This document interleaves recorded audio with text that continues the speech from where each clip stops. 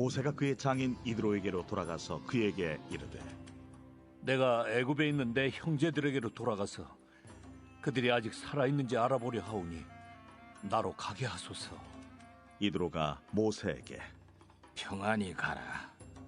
여호와께서 미디안에서 모세에게 이르시되 애굽으로 돌아가라. 내 목숨을 노리던 자가 다 죽었느니라. 모세가 그의 아내와 아들들을 나귀에 태우고 애굽으로 돌아가는데 모세가 하나님의 지팡이를 손에 잡았더라. 여호와께서 모세에게 이르시되 네가 애굽으로 돌아가거든 내가 내 손에 준 이적을 바로 앞에서 다 행하라. 그러나 내가 그의 마음을 완악하게 한즉 그가 백성을 보내주지 아니하니니 너는 바로에게 이르기를 여호와의 말씀에 이스라엘은 내 아들 내 장자라.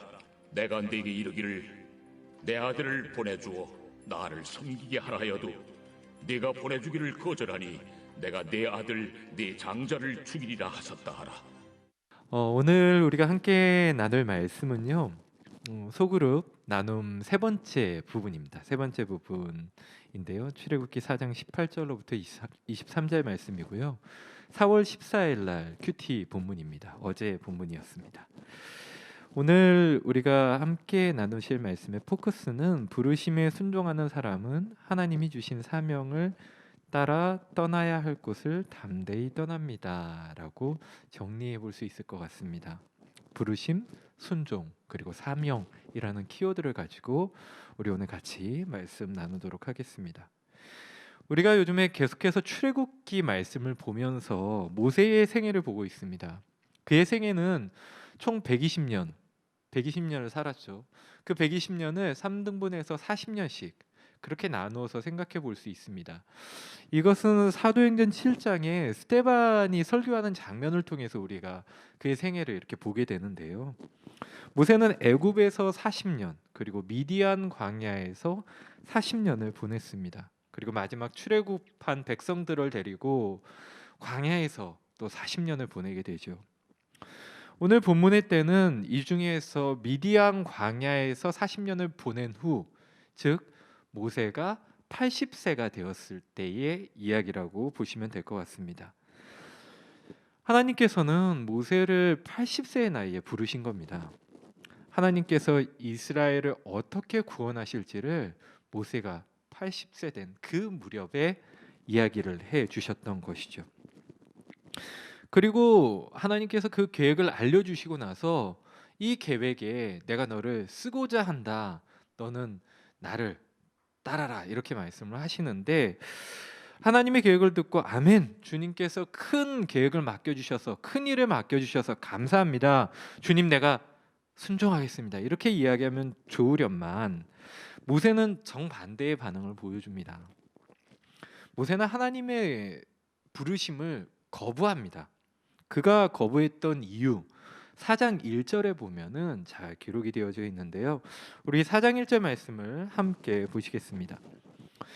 모세가 대답하여 이르되 그러나 그들이 나를 믿지 아니하며 내 말을 듣지 아니하고 이르기를 여호와께서 내게 나타나지 아니하셨다 하리이다.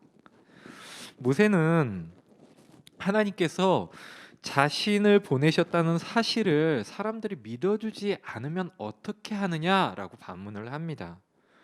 첫째로는 애굽에서 자신이 도망쳐오지 않았습니까? 살인자의 신분으로 도망쳐왔고 그것 때문에 끊임없이 두려워해야 했습니다.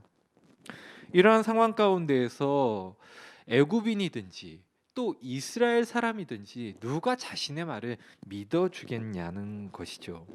어떻게 그들이 내 말을 듣겠느냐라는 것입니다.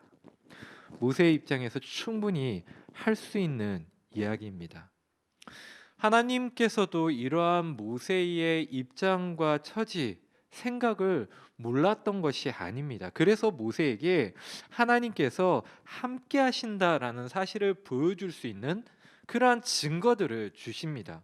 예를 들면 지팡이를 뱀으로 바꾼다라든지 손에 나병이 생겼다가 사라진다라든지 그리고 나중에 가서 직접 가서 네가 나일 강물을 퍼서 땅에 부었을 때 그것이 피로 변하게 될 것이다 라든지 이러한 이적들은 사실 모세가 처음 보는 것이었죠. 그렇기 때문에 세상 사람들이 보기에도 하나님께서 모세를 통해서 역사하시고 있구나라는 것을 충분히 깨달을 만한 증거가 되었습니다. 이러한 놀라운 이적에도 불구하고 모세는 그럼에도 불구하고 자신은 이것을 감당하지 못하겠다라고 이야기합니다. 그래서 결국에는 나중에는 제가 말을 잘 못하는 사람이어서 여기에 적합하지 않습니다라고 그렇게 또 거부를 합니다. 그래서 저 말고 다른 사람을 찾아보시는 게 좋겠습니다. 이렇게 이야기를 하죠. 그러자 하나님께서 모세에게 크게 노하십니다. 요즘 쓰는 말로 하나님께 깊은 빡침이 임한 것입니다. 그런 상황이 된 거죠. 끝까지 하나님의 부르심을 거부하는 모세에게 어쩔 수 없이 화를 내게 되시는데요. 상황이 이 정도가 되었으면 하나님께서도 모세를 포기할 만도 한데 하나님 또한 모세를 포기하지 않으십니다. 출애굽기 4장 14절로부터 15절의 말씀, 우리 세번역본으로 이 부분을 함께 보시겠습니다. 주님께서 모세에게 크게 노하시어 말씀하셨다. 레위 사람인 너의 형 아론이 있지 않느냐? 나는 그가 말을 잘 하는 줄 안다. 그가 지금 너를 만나러 온다. 그가 너를 보면 참으로 기뻐할 것이다. 너는 그에게 말하여 주어라. 내가 할 말을 그에게 일러 주어라. 내가 말을 할 때에나 그가 말을 할 때에 내가 너희를 둘 다 돕겠다. 너희가 하여야 할 말을 가르쳐 주겠다. 하나님이 이 정도까지 모세에게 하시는 거죠. 하나님의 부르심에 대해서 계속해서 완고한 입장을 모세가 가지고 있으니까 네가 말을 못한다고? 그렇다면 내가 아론을 보내주고 너희 둘 다에게 할 말을 내가 가르쳐 주겠다라고 말씀하십니다. 이렇게까지 하시는 하나님, 왜 하나님은 이렇게까지 하시는 걸까요? 우리 생각으로는 일찌감치 하나님께서 모세를 포기할 만한데 어쩜 이렇게 끝까지 하나님은 모세를 그렇게 붙들고 계신 걸까요? 요즘에 제가 청년부 리더십들과 함께 읽는 책이 있습니다. 그 책의 제목이 존 스토트의 나는 왜 그리스도인인가 라는 책입니다. 그 책의 맨 처음 장의 제목이 천국의 사냥개입니다. 이 표현은 존 스토트가 처음 쓴 것은 아닙니다. 프랜시스 톰슨이라는 영국의 시인이 이 제목의 시를 썼는데 그 번역으로는 한글 번역으로는 하늘의 사냥개라고도 번역이 된다고 합니다. 사냥감을 보면 끝까지 따라가는 사냥개를 비유해서 하나님께서 그렇게 나의 영혼을 추적하신다라는 것이죠. 아무리 도망치려 한다 해도 나를 끊임없이 찾아오시면서 함께 하시는 그 주님 때문에 내가 그리스도인이 되었다라고 존 스토트는 이야기를 합니다. 그렇죠. 이렇게 본다면 모세의 소명에 대한 부분에서 집착과 같이 하나님이 그렇게 끝까지 모세를 붙드시는 것, 부르시는 것, 이것은 어쩌면 우리에게는 큰 은혜가 될 수 있지 않을까라는 생각을 해봅니다. 결코 덮어놓고 부르심이 은혜라고 이야기하고 싶지는 않습니다. 모세가 과거의 경험으로 인해서 하나님의 부르심을 거부하는 것을 볼 때에 모세에게 과거는 여전히 그의 발목을 붙잡는 것이었습니다. 그 스스로가 그 발목 붙잡는 과거의 굴레에서 도저히 빠져나올 수가 없었던 것이죠. 하지만 하나님은 모세를 포기하지 않으심으로써 그가 빠져나올 수 없는 그곳에서 그 과거의 굴레로부터 빠져나오게 하시는 것.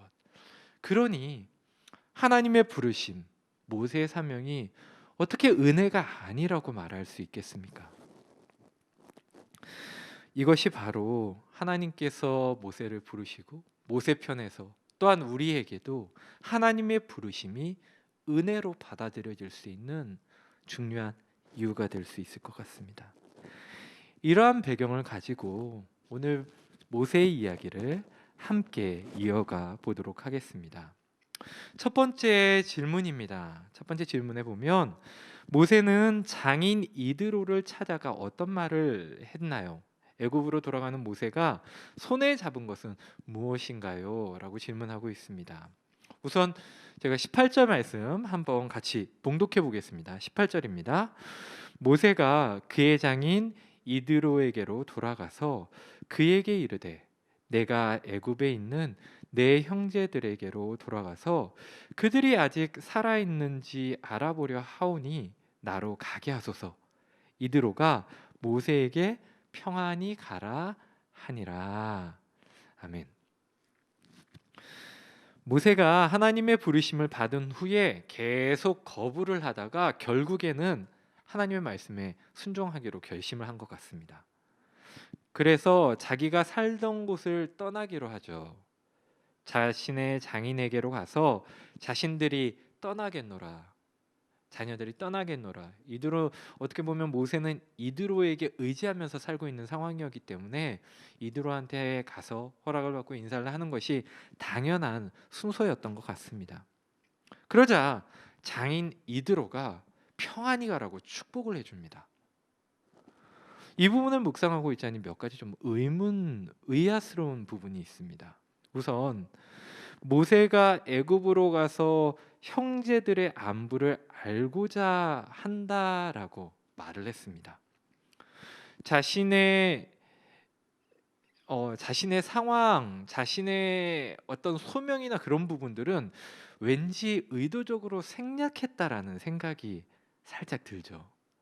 물론 자신의 형제들의 상황이 어떻게 되었는가 좀 알고 싶다라는 말 속에는 이스라엘 백성들이 오랫동안 고역을 하고 오랫동안 고생하고 있다라는 의미는 담고 있으나 결코 내가 그들을 구원하러 가야 합니다라는 소명에 대한 부분이 포함되어 있다라고 보기는 힘들죠, 아무래도.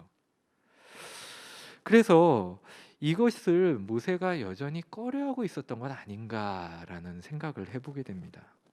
이렇게 생각이 되는 것이, 만약 모세가 장인에게 내가 나이 80에 조금 나이는 들었지만 이스라엘 백성을 구원하러 내가 애굽으로 지금 갈 겁니다, 내 자식들 아내 데리고 지금 갈 겁니다 라고 얘기했을 때 과연 이드로가 축복하면서 보내주었을 수 있을까? 아니면 성경은 이것을 생략하고 있는 것일까? 그런 생각이 좀 듭니다. 제가 말씀을 보면서 이런 상상을 해보았습니다. 만약 어느 날 제가 저희 장인 장모님께 아버님 어머님, 제가 얼마 전에 기도를 하다가 하나님의 부르심을 좀 그 소명에 대해서 다시 새로 재확인하게 되었습니다. 자, 아무래도 조만간에 이슬람권으로 선교를 가야 될 것 같습니다. 제 아내와 아이 데리고 가야 될 것 같습니다. 제 아내가 그 딸넷 중에 막내거든요. 그리고 소유는 이제 태어난 지 35개월밖에 안 됐는데 만약에 그렇게 이야기를 한다면 과연 우리 그 장인 장모님은 어떻게 반응을 하실까라는 생각이 들었습니다. 과연 이드로와 같이 평안히 가라고 축복해 주실 수 있을까? 모세 상황을 보면 나이 80세가 된 사람이 자신의 삶의 터전, 가족들이 있는 곳을 떠난다, 이스라엘 백성들을 구원하러 가겠다라고 이야기하는 것입니다. 아무리 믿음이 좋은 사람이라 할지라도 축복하며 보내기는 쉽지 않았을 텐데, 이드로가 축복하였다는 것은 두 가지의 경우를 생각해 볼 수 있을 것 같습니다. 첫 번째는 모세가 제대로 알리지 않은 것, 말 그대로 우리 형제들의 상황을 좀 알아보고 싶습니다, 그 정도까지만 이야기했다거나, 아니면 이 장인이 하나님을 향한 신뢰가 너무나 깊어서 이 모든 상황들을 축복하며 떠나 보내주는 것이죠. 하나님, 당신께서 우리 딸 가정, 우리 모세를 주님께서 붙드실 줄로 믿습니다 하고 그렇게 보냈다라는 것이죠. 이 두 가지의 경우가 다 가능성은 있지만 모든 정황들을 볼 때 첫 번째 경우가 조금 더 좀 상황이 맞는 것 같다라는 생각을 해봅니다. 이어지는 19절의 말씀에서 하나님께서 모세에게 이렇게 말씀을 하십니다. 여호와께서 미디안에게 모세에게 이르시되 애굽으로 돌아가라. 내 목숨을 노리던 자가 다 죽었느니라. 아멘. 사실 모세가 떠나기로 결심을 이미 한 상황인데 다시 한번 하나님께서 떠나라고 명령을 하시면서 말씀하시는 것 보면, 다시 한번 마음의 위로를 주시는 것 보면 여전히 모세에게 걱정과 염려가 있지 않았나, 그러한 생각이 듭니다. 그렇다면 과거에 그를 죽이려 했던 자들이 이제는 다 죽었으니까 마음 놓고 떠나라. 이제 떠나는 모세에게 결심이 흔들리지 말라라고 그렇게 말씀해 주시는 것이라 이해할 수 있겠죠. 이러한 상황 가운데 모세가 애굽을 향해서 떠나게 됩니다. 그런데 우리가 여기에서 한 가지 주목해야 할 부분이 있습니다. 바로 20절의 말씀인데요. 우리 20절 말씀 같이 한번 봉독하시겠습니다. 모세가 그의 아내와 아들들을 나귀에 태우고 애굽으로 돌아가는데 모세가 하나님의 지팡이를 손에 잡았더라. 아멘. 모세가 이제 그의 식구들을 데리고 애굽으로 가는 길에 올랐습니다. 세상은 이해하지 못할 사명을 가지고 그 사명을 받아서 자기 호를 단신도 아닌 자기의 소중한 식구들을 데리고 길을 떠나는 겁니다. 참 쉽지 않은 길이었겠죠. 여기에서 모세가 모세의 손에 무엇을 붙들고 있는지가 중요합니다. 아무래도 성경은 우리에게 그 부분을 주목하라고 말씀하시는 것 같습니다. 바로 하나님의 지팡이입니다. 하나님의 지팡이는 이미 오늘 본문 앞쪽에 위치한 4장 17절에서 이미 등장했는데요. 모세가 자꾸 못하겠다고 하니까 하나님께서 지팡이를 잡고 이곳으로 이적을 행하라 라고 말씀을 하십니다. 지팡이에 어떤 대단한 신적인 능력을 하나님께서 불어넣었던 것이 아닙니다. 지팡이는 하나님께서 함께 하신다라는 상징이죠. 우리가 힘들 때 누군가의 손을 잡아줬을 때 그 사람이 위로를 받는 것처럼 지팡이는 하나님께서 모세의 손을 붙들고 계신다라는 의미가 되는 것이었습니다. 모세는 이제 길을 떠나면서 그 무엇보다 하나님의 지팡이, 하나님의 손, 하나님의 능력, 하나님의 권능을 붙듭니다. 그것을 들고 나아가는 것이죠. 이 모든 일이 내가 하는 것이 아니라 하나님께서 하시는 것이며, 이 지팡이를 통하여 하나님께서 역사하시는 것이며, 하나님께서 이끄시는 그곳에 내가 가겠노라, 내가 그곳에 있겠노라 라고 결심하는 모습이 바로 오늘 말씀 가운데 모세의 모습을 통하여 드러나고 있는 것이죠. 그런 의미에서 모세가 하나님의 지팡이를 잡았다라고 말씀하고 있는 것은 우리에게 정말로 큰 중요한 부분으로 우리가 기억해야 될 부분의 말씀인 듯합니다. 이제껏 하나님의 부르심에 계속 거부했던 그가 하나님의 지팡이를 손에 잡았습니다. 이제 하나님께서 함께 하신다라는 그 믿음, 그 신뢰를 굳게 하였다라는 의미입니다. 여전히 불안감과 염려, 두려움이 있지만 그는 하나님의 지팡이를 잡고 신뢰함으로 나아가기 시작한 것입니다. 모세는 우여곡절 끝에 드디어 하나님의 지팡이를 잡게 되었습니다. 사랑하는 성도 여러분, 우리가 오늘 이 말씀을 보면서 우리도 한번 생각해 보아야 할 것 같습니다. 여러분은 무엇을 잡고 계십니까? 모세처럼 우여곡절 가운데 계시고 또 그 과정을 거치고 난 후에 여러분 무엇을 잡게 되었습니까? 여러분, 우리도 하나님의 지팡이를 굳게 잡을 수 있었으면 좋겠습니다. 우리가 신뢰해야 할 것, 잡아야 할 것, 세상에서 그 무엇보다 이 모세가 붙잡았던 하나님을 신뢰하는 마음으로 붙잡았던 것, 하나님의 지팡이. 그것이 믿음이며 우리의 인생을 인도할 수 있는 그 무엇보다 하나님을 향한 갈망, 믿음, 사랑, 하나님을 향한 목마름, 그것이 되지 않을까라는 생각을 합니다. 적용과 나눔 부분을 같이 보시겠습니다. 하나님이 내게 주신 사명은 무엇인가요? 그 사명을 감당하기 위해 떠나야 할 자리, 가야 할 곳은 어디인가요? 라고 질문하고 있습니다. 제가 그 신대원을 다닐 때에 학교에서 매일 점심시간 바로 전 시간에 한 오전 11시 10분 그 정도 시간부터 12시까지 해서 이렇게 매일 체풀을 드리는 시간이 있었습니다. 이 체풀에는 이제 학생과 교직원, 교수 뭐 모두가 모여가지고 제일 큰 체풀실에 모여서 한 1,500명 가량이 이렇게 모여가지고 드리는 큰 예배, 매일 드려지는 예배였습니다. 이 예배 순서 중에 대표 기도가 있었는데요. 이 대표 기도는 주로 학생을 대표하는 과대나 임원들이 이 대표 기도를 맡아서 돌아가면서 기도를 했었습니다. 그런데 어느 날 신대원 1학년 과 대표를 맡은 전도사님이 그 대표 기도를 하셨는데 입학하신 지가 이제 얼마 안 되고 그러다 보니까 처음 또 대표 기도이신지라 이미 목소리에서 어마어마한 열정, 막 어마어마한 비장함이 느껴졌습니다. 근데 기도 중간에 이분이 한마디를 하셨는데 일순간 엄숙하고 조용했던 그 챗불실이 진짜 웃음바다가 됐습니다. 이분이 뭐라고 기도했냐고 하면 이렇게 기도했습니다.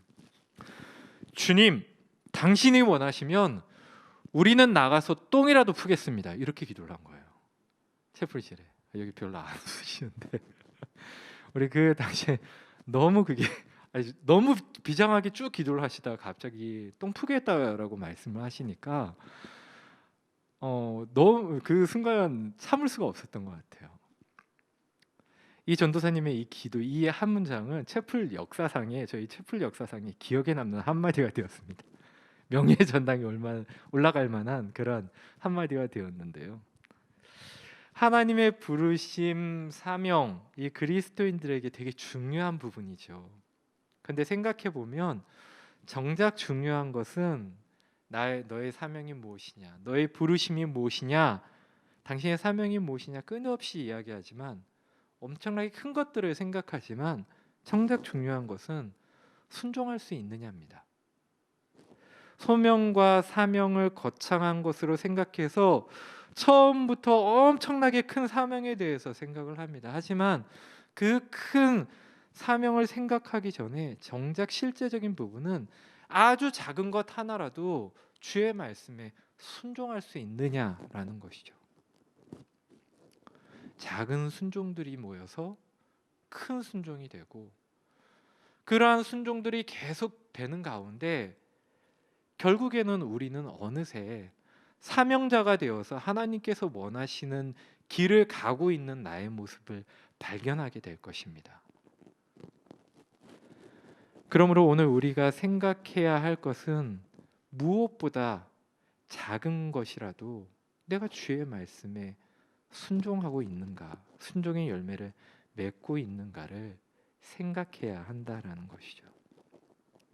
삶 속에서 말씀에 순종하려고 애쓰고 있는 우리의 태도를 본다면 우리가 사명자로서 주께서 원하시는 그곳에 주의 부르심에 잘 응답하고 있는가가 판단이 될 것입니다. 또한 그러한 순종을 통해서 우리가 가야 할 곳이 어디인지를 또한 깨닫게 될 것입니다. 창세기 26장 4절로부터 5절의 말씀은요, 이렇게 기록하고 있습니다. 내 자손을 하늘의 별과 같이 번성하게 하며 이 모든 땅을 내 자손에게 주리니 내 자손으로 말미암아 천하 만민이 복을 받으리라. 이는 아브라함이 내 말을 순종하고 내 명령과 내 계명과 내 율례와 내 법도를 지켰음이라 하시니라. 아멘. 아브라함이 가야 할 곳을 알 수 있었던 것, 그것은 다름 아니라 하나님 말씀에 순종할 수 있었기 때문입니다. 또한 언약의 복을 누릴 수 있었던 것도 다름 아닌 주의 말씀에 순종하였기 때문입니다. 작은 순종들이 모여서 그의 사명들을 이루어내고 결국에는 주의 복을 받는 곳까지 이르렀다라는 것이죠. 사랑하는 성도 여러분, 오늘 우리가 주신 말씀을 기억할 때에 우리는 알고 있는 말씀, 아주 작은 것 하나라도 먼저 순종할 수 있는 그러한 사람들이 되면 좋겠다라는 생각을 해봅니다. 결코 사명은 큰 것에서부터 시작하는 것 아닙니다. 사명은 우리가 이미 알고 있는 것을 순종하는, 실천하는 것 가운데 이루어지는 것임을 기억하며 오늘의 말씀을 함께 묵상하면 좋겠습니다. 사랑하는 성도 여러분, 우리가 모세가 지팡이를 들고 떠났던 것처럼, 지팡이를 잡고 하나님을 신뢰했던 것처럼 우리가 주의 말씀을 신뢰하며 그 가운데 순종함으로 우리 각자에게 주어진 하나님의 부르심을 이루어 나가는 저와 여러분들이 되기를 주님의 이름으로 축원합니다. 두 번째 관찰과 묵상입니다. 하나님은 모세에게 완악하게 행할 바로를 향해 어떻게 말하라고 지시하셨나요? 22절과 23절을 통해서 우리가 생각해 보고자 합니다. 21절에 보면은 하나님께서 바로의 마음을 완악하게 만들 것이다 라고 말씀하고 있습니다. 이 구절에 대해서 보면은 다들 이제 의문을 많이 가지시는 구절인데, 하나님께서 악인들의 마음을 악하게 만드시는 것으로 오해할 여지가 있습니다. 그렇다면 하나님은 이미 악한 사람들에게는 회개할 기회를 제공하지 않는 것과 같은 그러한 상황이 되는 것입니다. 이것을 하나님의 공의라고 말하기는 힘들겠죠. 이에 대해서는 여러분 그 큐티책 제가 보니까 76페이지에 보면 하나님이 완악하게 하셨다라는 그런 질문을 가지고 말씀이 열리는 난제 해설이라는 부분에 좀 상세하게 기록하고 있는 것을 볼 수 있습니다. 나중에 한번 좀 이렇게 차근차근 읽어보시면 참 좋을 것 같습니다. 하나님께서 바로의 마음을 완악하게 만드셨다는 것은 한마디로 하나님의 주권을 강조한 표현입니다. 하나님께서 이 모든 것을 알고 행하신다라는 것이죠. 출애굽 시 일어날 모든 일에 대해서 하나님이 다 알고 계시고 계획하고 계시고 모든 것은 하나님의 손안에 있다라는 의미로서 이 바로의 마음을 완악하게 하신다라는 표현을 쓴 겁니다. 하나님이 결코 바로의 마음을 마음대로 조정하신다라는 그런 의미가 아닙니다. 오히려 바로의 입장에서 우리가 볼 때에 처음에는 바로가 자신의 생각과 판단, 고집에 의해서 하나님의 뜻에 반대를 하였습니다. 왜냐하면 바로도 자기가 신이니까요. 신이니까 다른 누군가의 말을 듣고 나의 생각을 굽힌다라는 것은 도저히 생각할 수가 없는 것이죠. 하지만 뒤로 갈수록 자신도 어쩔 수 없이 악한 생각에 사로잡혀서 하나님의 뜻에 거역한 방향으로 점점 바로가 나아가게 되는 것이죠. 이렇게 이와 같이 바로의 예를 볼 때에 신으로서 자기를 거역하는 이스라엘을 용납할 수가 없었고, 그래서 결코 이스라엘을 놓아줄 수가 없었던 그러한 상황, 그렇게 흘러가는 바로의 마음이 완악하게 되는 것, 이것이 바로 하나님께서 바로의 마음을 완악하게 하신다라는 표현의 의미입니다. 바로가 하나님이 신이라고 생각하지 않고 자신이 이제 신이라는 생각을 가지고 있기 때문에 하나님께서는 바로에게 나타나셔서 하나님은 자신이 어떠한 존재이며 이스라엘이 하나님에게 어떠한 존재이며 바로 네가 이렇게 행하면 이렇게 대해서는 안 될 존재라는 것을 하나님께서 바로에게 가르쳐 주시고 그 가르쳐 주실 때 바로의 마음이 완악해진다라는 그러한 의미입니다. 출애굽기 4장 22절 말씀에 보면 하나님께서 이스라엘을 어떻게 생각하고 있으신지를 말씀하고 있습니다. 우리 22절 말씀 함께 봉독하겠습니다. 너는 바로에게 이르기를 여호와의 말씀에 이스라엘은 내 아들 내 장자라. 아멘. 하나님은 이스라엘을 내 아들 내 장자라고 부르십니다. 너무나 친밀한 표현이고 동시에 너무나 소중히 여긴다라는 의미이죠. 여러분, 우리의 자녀를 생각해 보면 어떠한 느낌이신지를 여러분 잘 아실 것입니다. 이 세상에 그 무엇보다도 바꿀 수 없는 가장 소중한 단 하나뿐인 존재, 바로 이것이 하나님께서 이스라엘을 생각하고 계시는, 이스라엘이 하나님에게 어떠한 존재인지를 우리가 이해할 수 있는 표현인 것 같습니다. 하나님께서 이렇게 이스라엘을 생각하고 계시고, 그러므로 바로가 이스라엘을 놓지 않는다면 너도 동일하게 내가 소중하게 여기는 그 아들을 함부로 대했으니 나 역시도 똑같이 너의 자녀를 함부로 대할 것이다 라고 말씀하고 경고하고 계신 것이죠. 여기에서 우리는 하나님께서 이스라엘을 어떻게 생각하시는지를 깨달을 수 있습니다. 적용과 나눈 부분을 보실까요? 하나님은 그분의 언약 백성이요 영적 장자인 나를 어떻게 인도하실까요? 하나님은 하나님의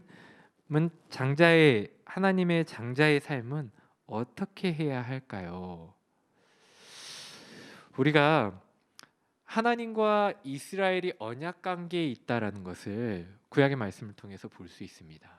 그리고 우리는 예수님을 통해서 이 관계가 이제는 그리스도를 통해서 하나님 앞에 나온 모든 성도들에게 동일한 관계로 바뀌었다라는 것을 우리는 지금 알고 있습니다.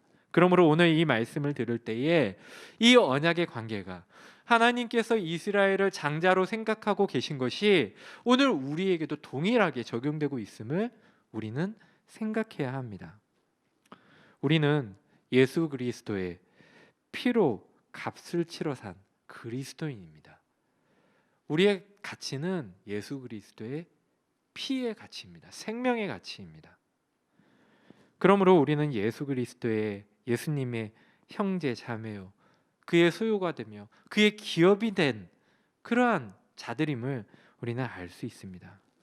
그러므로 하나님은 출애굽 때 이스라엘 백성을 이끄신 것처럼 오늘 우리도 동일하게 이끌고 계신 분이시죠. 하나님은 뜻하신 그곳에 우리를 이끌어 가시는 분이십니다. 그러므로 우리는 오늘 성경에 나오는 것처럼 언약을 맺은 백성답게 살아가야 합니다. 그렇다면 우리가 언약 백성으로서 살아가는 것은 어떠한 의미를 가지는 것일까요? 오늘 이 말씀만 나누고 마무리하고자 합니다. 여러분, 타산지석이라는 용어를 아시죠? 그 타산지석이 오늘 바로를 보면서 우리가 어떻게 하면 언약 백성으로 살아가야 할지를 좀 생각할 수 있는 그런 계기가 되지 않을까 생각을 하는데요. 한마디로 우리가 바로를 바라보면서 하나님 앞에서 바로와 같이 완악한 마음을 품지 않았으면 좋겠습니다. 바로가 완악하게 된 이유가 무엇일까? 여러분 한번 생각을 해보시면 포괄적으로 보면 선포된 하나님의 말씀을 듣지 않았다라는 것입니다. 그는 왜 하나님의 말씀을 듣지 않았을까요? 무엇보다 그는 자신이 신이라고 생각을 했습니다. 그는 신이었기 때문에 이스라엘을 자신의 소유라고 생각을 했죠. 그리고 결코 하나님의 뜻대로 이스라엘을 내어줄 수가 없었습니다. 그렇지만 하나님의 백성이라면, 언약 백성이라면 바로의 완악한 마음과는 반대가 되는 마음을 품을 수 있어야 됩니다. 내 삶과 소유, 나의 아주 작은 것 하나까지라도 하나님의 것이라는 생각을 할 수 있어야 됩니다. 이는 단순히 내 삶이나 나의 소유를 부정하라라는 의미가 아닙니다. 하나님의 말씀에 대한 순종한 태도, 또 나의 소유와 내가 가진 것을 바라볼 때에 그 시각을 달리하라라는 그러한 의미죠. 중요한 것은 우리가 흔히 표현하듯이 하나님께서 우리의 삶의 여러 부분을 맡기셨다. 즉 청지기의 의식을 가져라. 선한 청지기의 의식을 가지며 살아야 한다라는 것입니다. 우리는 주의 축복을 받은 장자, 하나님의 백성, 하나님의 소유를 맡은 자들입니다. 우리가 함께 말씀을 한 구절 읽고 마무리하기를 원하는데요. 베드로전서 4장 10절로부터 11절의 말씀입니다. 우리 같이 한번 봉독하도록 하겠습니다. 각각 은사를 받은 대로 하나님의 여러 가지 은혜를 맡은 선한 청지기 같이 서로 봉사하라. 만일 누가 말하려면 하나님의 말씀을 하는 것 같이 하고, 누가 봉사하려면 하나님이 공급하시는 힘으로 하는 것 같이 하라. 이는 범사에 예수 그리스도로 말미암아 하나님이 영광을 받으시게 하려 함이니 그에게 영광과 권능이 세세에 무궁하도록 있느니라. 아멘. 우리를 자녀를 삼아 주시고 언약 백성을 삼아 주신 하나님께 응답하고 또한 순종하고, 무엇보다 하나님이 맡기신 바에 우리의 것임을 주장하지 않고 하나님의 것임을 알고 그 가운데 순종하며 맡은 바를 잘 하나님 앞에 돌려드림으로써 영광 돌리는 자들이 되어야 할 것입니다. 오늘의 말씀을 좀 정리를 해보면 크게 세 가지로 정리할 수 있을 것 같습니다. 첫 번째는 하나님의 부르심. 하나님께서 우리를 부르신 것은 우리의 과거를 뛰어넘고 우리의 인생을 바꾸는 은혜임을 알고 우리가 감사해야 할 것입니다. 하나님께서 부르셨다라는 사실을 감사할 수 있는 저와 여러분이 되기를 소망합니다. 그리고 그 부르심으로 말미암아 우리의 과거를 뛰어넘고 우리 스스로가 헤어나오지 못하는 곳에서 하나님께서 건져주셨음을 깨닫고 감사하는 마음으로 하나님 앞에 영광 돌리는 저와 여러분들이 되면 좋겠습니다. 그리고 두 번째로는 하나님을 신뢰하는 믿음을 붙들고 순종하는 가운데에 사명을 이루는 그러한 삶을 살아가는 저와 여러분들이 되었으면 좋겠습니다. 하나님의 지팡이를 붙들고, 모세도요, 사실 그가 떠나지 않았다면 그 일들은 이루어지지 않았을 겁니다. 물론 하나님께서 다른 사람들을 통해서 이루실 수 있을지는 모르겠지만 모세에게 있어서 그래도 지팡이를 들고 발걸음을 옮겼던 그 작은 순종이 바로 사명자로서의 우리의 인생을 완성할 수 있다라는 사실을 꼭 기억하시는 우리 사랑하는 성도 여러분이 되었으면 좋겠습니다.